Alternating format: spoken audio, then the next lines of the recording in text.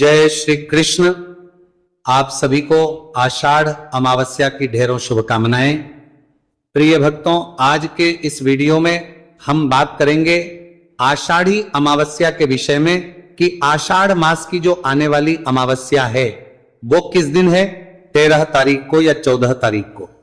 उसके बाद बड़ा प्रश्न यह है कि क्या यह सोमवारी अमावस्या का योग बन रहा है या नहीं, सोमवती अमावस्या है या नहीं, अगर सोमवती नहीं है तो क्या भौमवती अमावस्या है, इस अमावस्या पर क्या कर्म करने चाहिए, कैसे आप इस अमावस्या का पूर्ण फल प्राप्त कर सकते हैं, कैसे ये अमावस्या कल्याणकारिणी है, कैसे ये आपका उद्धार करने वाली है। पितृ पूजन का इतना अधिक महत्व कहा जा रहा है इस अमावस्या पर, तो कैसे आपको पितृ पूजन करना चाहिए, क्यों पितृ पूजन करना चाहिए, क्यों कहा जा रहा है कि ये अमावस्या आपके सभी संकटों का नाश कर सकती है।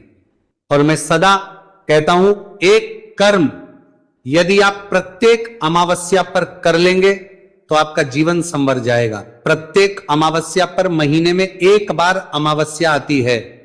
अमावस्या पर यदि आपने एक कर्म कर लिया या ये कहे कि एक अमावस्या के दिन को आपने संभाल लिया तो पूरा महीना संभल जाता है। क्या है वो कर्म, कैसे करना चाहिए और कैसे आप जीवन के सभी संकटों का नाश कर सकते हैं। इस दिन के व्रत की विधि क्या है, नियम क्या है, मुहूर्त क्या है, स्नान क्या करना चाहिए, कैसे करना चाहिए, दान क्या करना चाहिए, कब करना चाहिए, इस प्रकार से संपूर्ण जानकारी इस आने वाली अमावस्या के विषय में इस वीडियो में आपको प्रदान की जाएगी। आपसे निवेदन है कि वीडियो यदि थोड़ा सा भी उपयोगी लगे तो कृपया एक बार लाइक अवश्य कर दीजिएगा। परमेश्वर वासुदेव की कृपा आपके पितरों को हो, आपके पितरों को गोलोक धाम में वास प्राप्त हो। कमेंट बॉक्स में अवश्य लिखिए जय श्री कृष्ण या ओम नमो भगवते वासुदेवाय।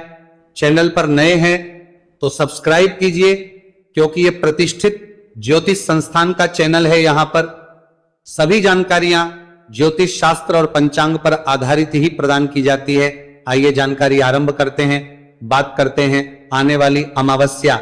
आषाढ़ मास की अमावस्या बड़ी ही पुण्यदायिनी। शास्त्र क्या कहते हैं, एक बार में एक श्लोक के माध्यम से इसकी महिमा पुराण कहते हैं कि अर्थात अमावस्या पर जो पितरों को तृप्त करता है वह धन्य है। जो मनुष्य अमावस्या के दिन पितरों को तृप्त करते हैं वो धन्य है और वो स्वर्ग में जाते हैं, उनको स्वर्ग की प्राप्ति होती है। प्रिय भक्तों, पितृ को पर जिसने तृप्त कर लिया वो सदा धन्य कहा गया है, वो भाग्यशाली है, उनका भाग्य परिवर्तित हो जाता है। स्वयं देवता भी कहते हैं कि यदि आप पितरों को तृप्त कर लिया लेंगे, अपने पितरों को मना लेंगे तो देवता स्वतः ही तृप्त हो जाएंगे, मान जाएंगे।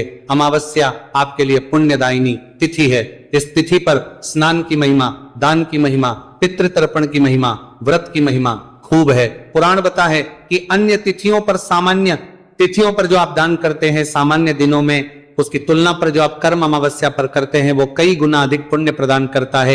इससे आपके पितरों को तृप्ति प्राप्त होती है, अधिक संतुष्टि प्राप्त होती है। तो बात आती है कि इस दिन हमें करना क्या क्या है और कैसे करना है। प्रिय भक्तों, अमावस्या के दिन सबसे पहला कार्य है स्नान। स्नान आपको सूर्योदय से पहले करना चाहिए। इस दिन किया गया स्नान आपको खूब पुण्य प्रदान करने वाला होता है। ये जो स्नान आप करेंगे ना अमावस्या पर, ये सूर्योदय से पहले कीजिए। संभव है तो किसी पवित्र नदी में कीजिए, गंगा जी में कीजिए, यमुना जी में कीजिए, कावेरी में कीजिए, नर्मदा में कीजिए या संगम पर कीजिए। जो लोग घर पर स्नान कर रहे हैं वो जल में थोड़ा सा गंगा जल मिला लीजिए और हर हर गंगे बोलते हुए स्नान कीजिए। यह स्नान आपका कल्याण करेगा।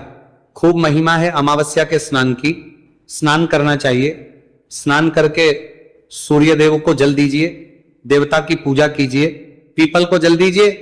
हाँ, रविवार का दिन है तो फिर नहीं देना है, इसका ध्यान रखिएगा।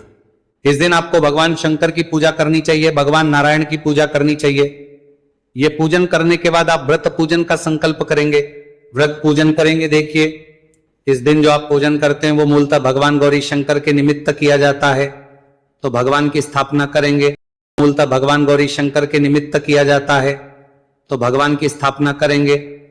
चौकी लगाइए, चौकी पर भगवान शंकर को विराजमान कीजिए, माता पार्वती को विराजमान कीजिए। यदि आप लक्ष्मी के निमित्त व्रत कर रहे हैं तो मां लक्ष्मी को विराजमान कीजिए, उनको विराजमान करके उनके सामने घी का दिया रखिए, धूप रखिए, एक लोटा लीजिए तांबे का, अच्छे से मांझ लीजिए, उसमें पहले थोड़ा गंगा जल भरिए, फिर शुद्ध जल भरिए, 1 चम्मच जल सीधे हाथ पे लीजिए, हाथ धो लीजिए।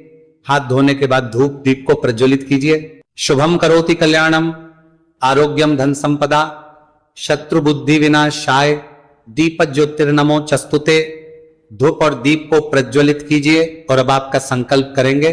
संकल्प करने के लिए सीधे हाथ पर जल लीजिए, अक्षत लीजिए, पुष्प लीजिए, 3 बार बोलिए ओम श्री विष्णु, ओम श्री विष्णु, ओम श्री विष्णु। अपना नाम, अपना गोत्र जिस स्थान पर बैठकर संकल्प कर रहे हैं वहां का मकान नंबर, क्षेत्र का नाम, शहर का नाम, आषाढ़ कृष्ण पक्षी अमावस्या, भगवान गौरी शंकर प्रसन्नार्थ, मां लक्ष्मी प्रसन्नार्थ, अमावस्या, व्रत पूजन श्री विष्णु और वह संकल्प के चरणों में अर्पित कर दीजिए। यह देवी लक्ष्मी के चरणों में अर्पित कर दीजिए। संकल्प करने के बाद पूजन कीजिए। सबसे पहले स्नान के लिए फूल के माध्यम से जल के छींटे दीजिए, स्नान कराइए। वस्त्र के रूप में मौली का एक टुकड़ा तोड़ के अर्पित कर दीजिए। वस्त्र अर्पित करने के बाद प्रेम से तिलक कीजिए, अक्षत लगाइए। पुष्प हैं तो पुष्पमाला अर्पित कीजिए।